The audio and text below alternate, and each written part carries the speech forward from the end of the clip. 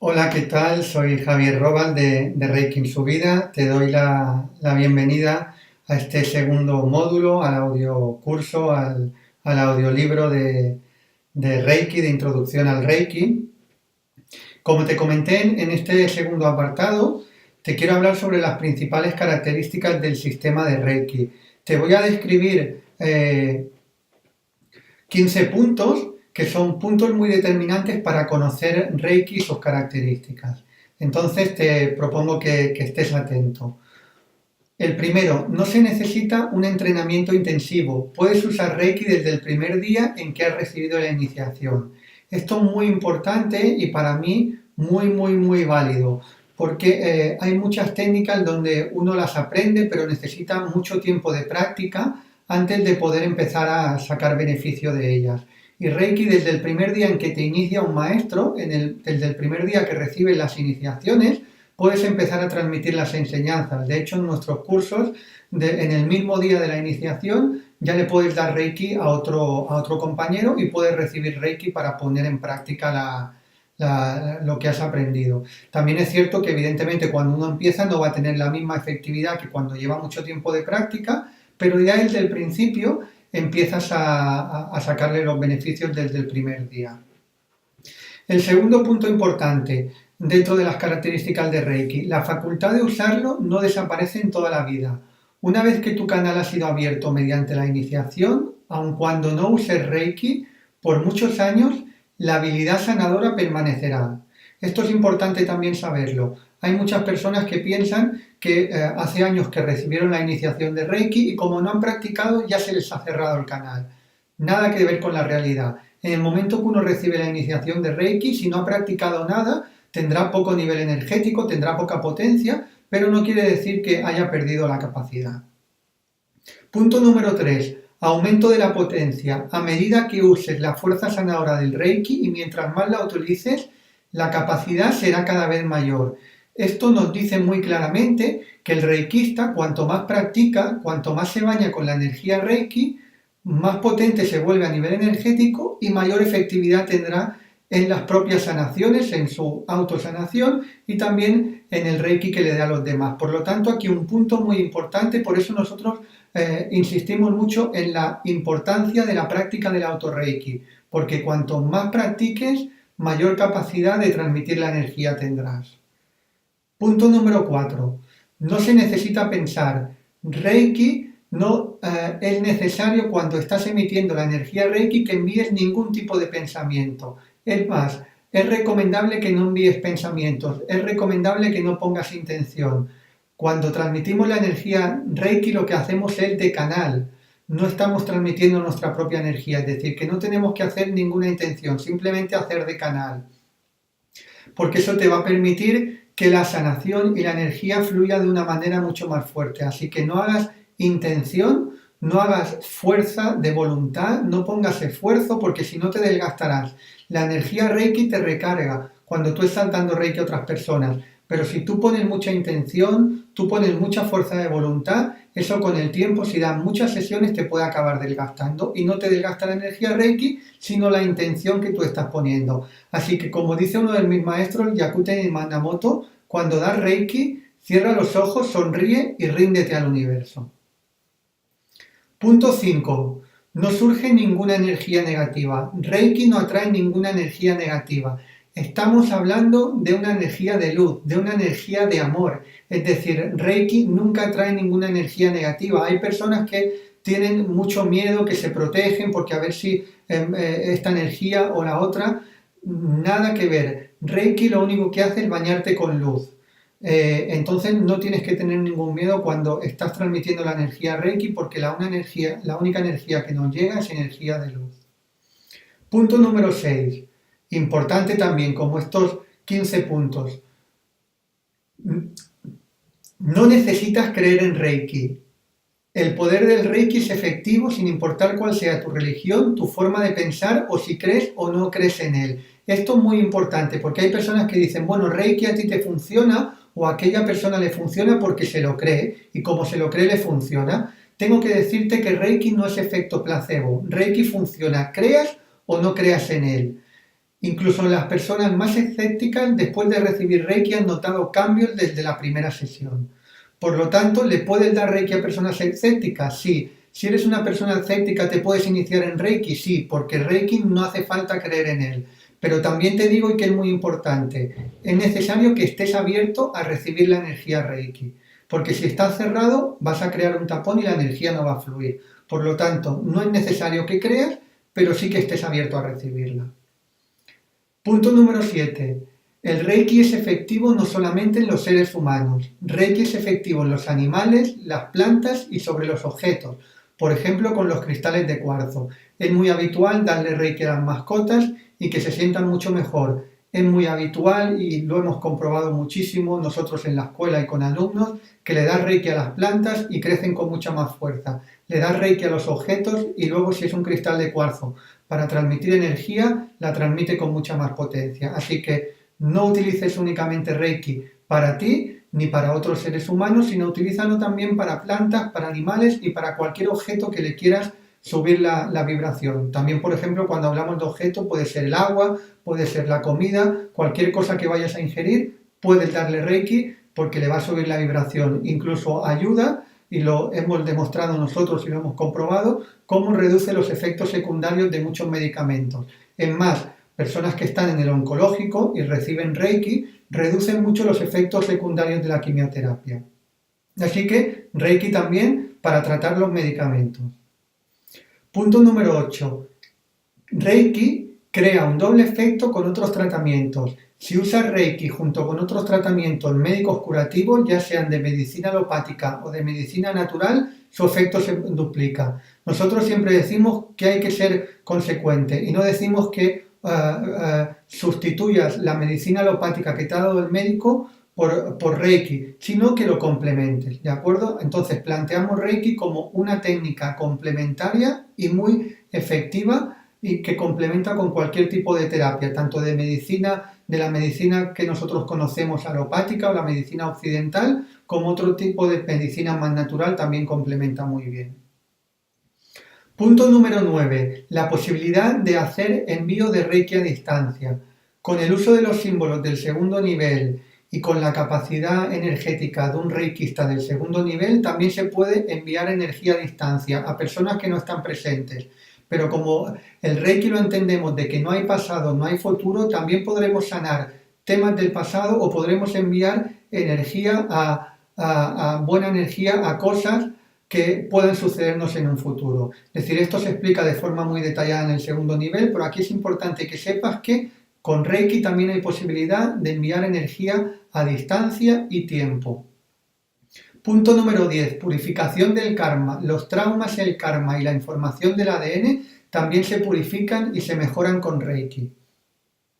El karma, si no crees en vidas pasadas, no hay ningún problema, no es necesario. El karma es una causa-efecto y puede ser de esta vida también. Puede ser que en esta vida hayamos hecho, o puede ser no, hemos hecho una serie de cosas que nos han llevado a una serie de consecuencias. Pues con Reiki también trabajamos el karma, o sea, la causa de esas cosas que nos están produciendo unos efectos. Y también se pueden trabajar temas como traumas o como bloqueos energéticos o bloqueos emocionales.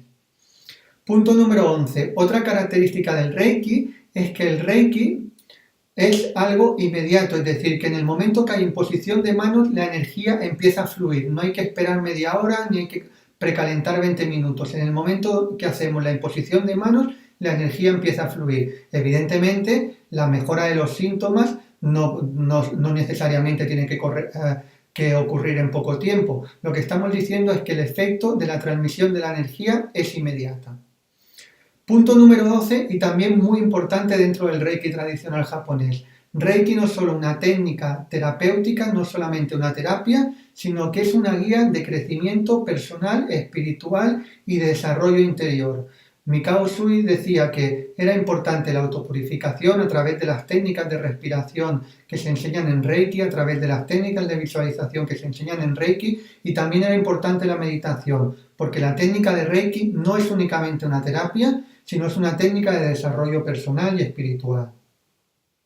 Punto número 13. Cuanto más practiques Reiki, más fuerte y sutil será el flujo de la energía. Punto 14. Cuanto más te alejes de tu ego, más puro y poderoso será el flujo de Reiki. Muy importante, como decíamos antes, el terapeuta de Reiki, el transmisor de la energía de Reiki, no tiene que poner nada de su parte, ninguna intención, ninguna fuerza de voluntad. Tenemos que rendirnos al universo, dejar nuestro ego, nuestra personalidad de lado. Te comparto una frase de Osho, del maestro Osho, que a mí me gusta mucho, que decía: la sanación ocurre cuando el sanador desaparece. Entonces, eso es lo que tenemos que hacer: desaparecer mentalmente y dejar que la energía fluya. Punto número 15. Para finalizar estos puntos de características importantes del Reiki. Es el Reiki el que realiza un buen trabajo de sanación, no el sanador. Como practicante de Reiki no realizas ninguna sanación. Como te decía, solo eres un canal. Sin embargo, el canal es esencial para que la energía fluya. O sea que aquí en este punto 15 tenemos que tener dos cosas en cuenta. Uno, que no somos nosotros quien hace la sanación, sino somos de canal, y el poder de autocuración del cuerpo energético de la persona cuando se equilibran las energías hace la sanación. Y segundo, aunque nosotros no hacemos la sanación, sino que somos un canal, somos muy importantes, porque si no estuviéramos como canal, la energía Reiki no fluiría. Muy bien, pues estas son las características principales, los 15 puntos que te he querido sintetizar aquí para que puedas tener unos conocimientos más concretos y más reales sobre Reiki. Ahora te quiero hablar un poco sobre la historia general de Reiki y también sobre la historia de la imposición de manos. Primero de todo debes saber que se ha creado bastante confusión al respecto, que Reiki viene de Japón. Esto es obvio ya que es una palabra japonesa. Contrariamente, como se ha dicho en alguna ocasión, la técnica no viene de la India, ni del Tíbet, ni de cualquier otro lugar. Es un método creado por Mikao Usui. No obstante, la transmisión de energía por imposición de manos sí es muy antigua y, como sabemos, ya utilizada de tiempos remotos, como por maestros como Buda o como Jesús. Así que, como te digo, la imposición de manos sí es muy antigua, pero la técnica Reiki Usui Ryoho, tal como la conocemos, es una técnica de origen japonés. Ya lo dice su nombre, Usui era japonés y cogió un vocablo japonés para crear un sistema de sanación con la imposición de manos. Así que la imposición de manos es muy antigua, la sanación a través de la imposición de manos, pero la técnica de Usui Reiki Ryoho es de principios del siglo XX y sale de Japón, de Mikao Usui. Con las referencias que tenemos a través de la lectura de registros akáshicos, se podría decir que, ahora te hablo de la imposición de manos, la primera constancia que se cree tener sobre sanación a través de imposición de manos viene del continente de la Atlántida y Lemuria, aproximadamente hace más de 140.000 años. Posteriormente se cree que Hermes Trismegisto, considerado un gran maestro egipcio, sanaba a través de las manos. Esta época no está muy clara en el tiempo, y aunque sus enseñanzas se empezaron a popularizar 2 siglos después de Cristo, se cree que era un maestro de miles de años anteriores. Luego ya nos vamos a la época de Buda, unos 2000 años antes de Cristo, ya corría por la India y el Tíbet la sanación por imposición de manos. De hecho, se sabe que Buda la realizaba. Y también posteriormente se tiene constancia de diferentes sanaciones de Jesús por imposición de manos. Así que esto es un poquito resumiéndote lo que es la historia de la imposición de manos, desde que se conoce a través de lectura de registros akáshicos hasta Jesús. Entonces, vamos a ver un poquito ya la parte del Reiki. Te explico todo esto porque te vuelvo a repetir que la imposición de manos y Reiki tienen sus diferencias, ya que la primera es algo espontáneo que se ha realizado desde tiempos remotos y Reiki es una técnica japonesa datada del siglo XX y transmitida y enseñada por Mikao Usui Sensei.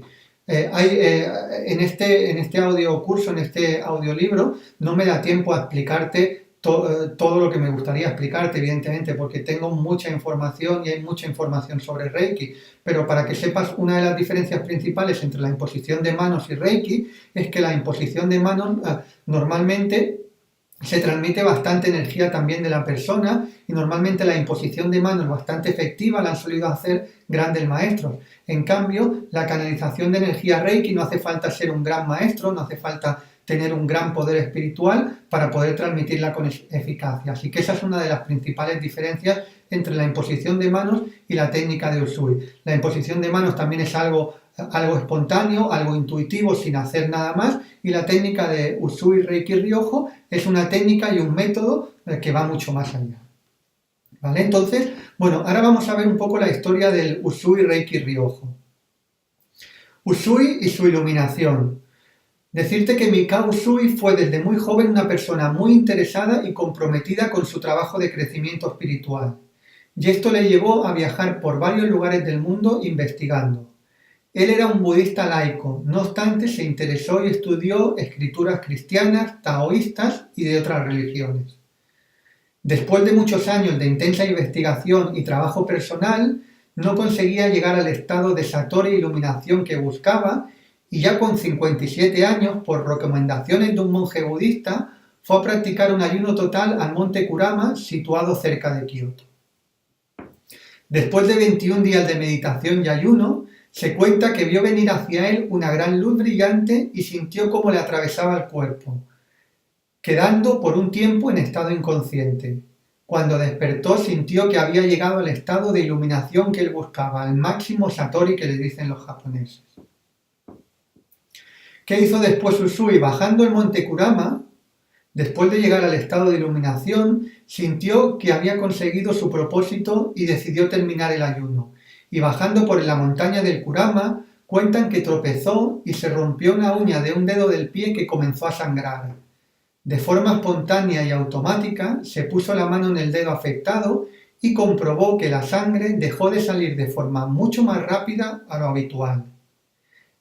Esa fue la primera sanación que hizo Usui consigo mismo, y en ese momento intuyó que además de la iluminación, había recibido un don.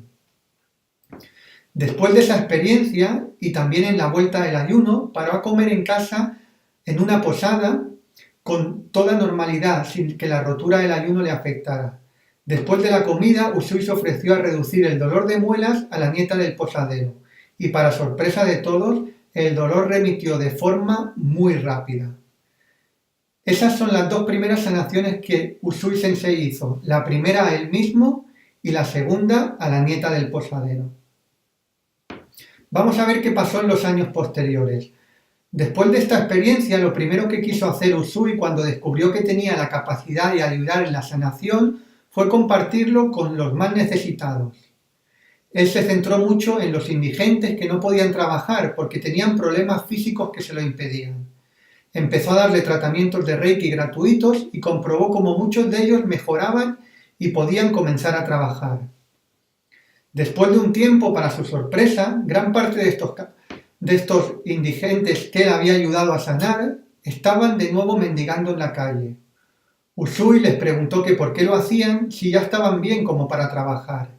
Y la mayoría de ellos que estaban en la calle de nuevo le contestaban que se habían acostumbrado a pedir y que les era mucho más cómodo que trabajar. Esto le supuso a Usui un gran shock y se retiró unos días a meditar. A partir de esa experiencia, lección que recibió, tomó dos conclusiones.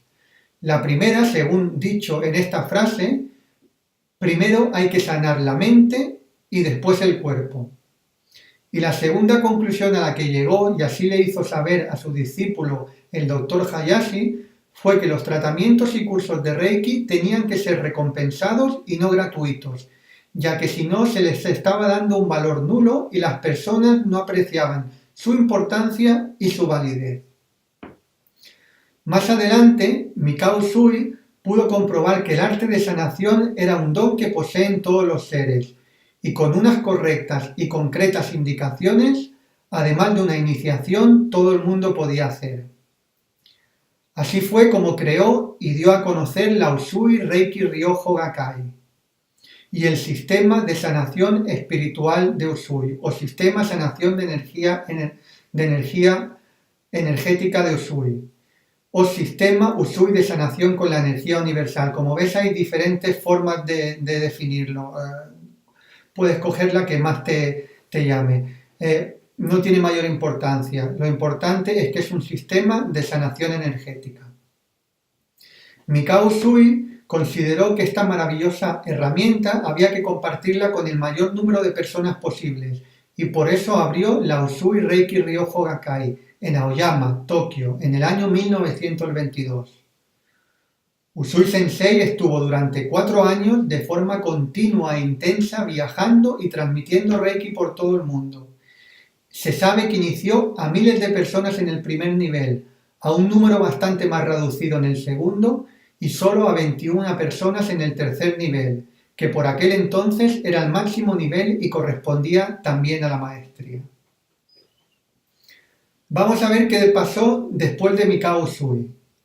Antes de fallecer, como te decía, Usui creó la Usui Reiki Ryoho Gakkai con la intención de que sus enseñanzas se mantuvieran vivas y llegaran lo más lejos posible. Uno de sus discípulos directos y el director de la Usui Reiki Ryoho Gakkai fundó de forma paralela una clínica de Reiki. Este discípulo fue el Dr. Chujiro Hayashi, uno de los 21 maestros que dejó Mikao Usui. Hayashi quería que Reiki se diera a conocer lo máximo posible y por eso fundó la clínica. También por una serie de diferencias con la Usui Reiki Ryoho Gakkai, decidió abrir su propia asociación, Hayashi Reiki Kenkyūkai. Uno de los momentos determinantes de la historia del Reiki occidental fue cuando Hayashi conoció a la señora Takata. Takata, de origen japonés y nacida y residente en Hawái. Ella se fue a tratar a Japón de una enfermedad grave en la vesícula biliar. En esos tiempos conoció al Dr. Hayashi, quien le estuvo tratando con Reiki durante 4 meses, hasta que desapareció por completo la enfermedad. Posteriormente, Takata se estuvo formando con Hayashi durante 1 año en Japón y luego se marchó a Hawái. En 1938, Hayashi fue a visitar a Takata a Hawái y en esa época la inició en el nivel Shinpiden, maestría o Reiki Shihan, y la autorizó a difundir Reiki en Occidente. Desde ese momento, Reiki se empezó a extender por todo Occidente. Y Reiki se extendió, pero el linaje, la línea que llegó de Reiki fue el Reiki que transmitió la maestra Takata, que es un Reiki muy efectivo y ha sido siempre una línea muy efectiva, pero se perdieron un número de técnicas importantes del Reiki tradicional japonés. Cuando Reiki llegó a Occidente, Takata lo que hizo fue quitar un número importante de técnicas que habían en el Reiki occidental y lo transmitió de una forma más llana y más directa para los occidentales. Y las enseñanzas tradicionales del Reiki japonés se quedó en el círculo de la Usui Reiki Ryoho Gakkai, que cada vez se fue cerrando más, hasta que hubo prácticamente un secretismo donde las técnicas del Reiki tradicional japonés no se enseñaban fuera de esa asociación. Pero ¿qué pasó a partir del año 98? Como te he comentado, las enseñanzas originales de Usui se mantuvieron en un círculo muy reducido en Japón y en Occidente hasta el año 98 teníamos la información que la maestra Takata y posteriormente sus alumnos se extendieron. Pero antes del final del siglo pasado empezaron a salir a la luz gran parte de las enseñanzas originales de Usui y un número importante y valiosas técnicas que hasta ese momento habían estado prácticamente ocultas. En primera instancia, Hiroshi Doi, antiguo miembro de la Gakkai, y después la señora Yamaguchi y Yakuten Inamoto empezaron a difundir las enseñanzas más originales de Japón en relación al Reiki. Cabe indicar que a día de hoy, en la mayoría de escuelas de Reiki del mundo, aún se imparten los cursos de la versión más occidental de Reiki y no se conocen estas técnicas antes secretas. Yo siempre le digo a las personas, porque hay muchas personas que tienen confusión, dicen yo he hecho el Reiki tradicional japonés o yo creo que he hecho el Reiki tradicional japonés. Yo le digo algunas de las técnicas que hay en el primer nivel o en el segundo y a partir de ahí rápido se ve si han hecho el tradicional japonés. Si tú, por ejemplo, eres reikista y en el primer nivel te han enseñado la técnica Kenjoku, te la han enseñado, si no te la han enseñado no te han hecho el Reiki tradicional japonés. En el primer nivel te han enseñado la técnica de la respiración en Gassho o de la respiración luminosa. En el segundo nivel te han enseñado la técnica Hatsureijo o en el tercer nivel te han enseñado la técnica Shudan Reiki o en el primer nivel te han enseñado la técnica, por ejemplo, de Jason Kokyoho, esa es más bien del segundo nivel, pero si no te suena ninguna de las técnicas que te estoy diciendo o te suena solamente alguna, posiblemente no hayas recibido el Reiki tradicional japonés. Lo que no considera que no haya sido bueno. Como te digo, cualquier estilo de Reiki que venga de Usui es un Reiki que funciona muy bien, pero la realidad es que el Reiki tradicional japonés, que por ejemplo nosotros damos en la escuela Reiki en su vida y también a través del Instituto Internacional de Reiki, es un Reiki que tiene un número importante de técnicas, o sea, aparte de la imposición de manos, hay técnicas de relajación, hay técnicas de limpieza energética, hay técnicas de visualización, hay técnicas en el tercer nivel de masajes o de toques o incluso de digitopresión, es decir, que es algo mucho más completo que la única imposición de manos. Muy bien, cerramos este segundo módulo. En el siguiente módulo te quiero hablar de los 5 principios de Reiki, pero sobre todo, muy importante también, te quiero hablar de cómo yo vivo los 5 principios de Reiki y cómo yo los siento. Te mando un fuerte abrazo y nos vemos en el módulo 3.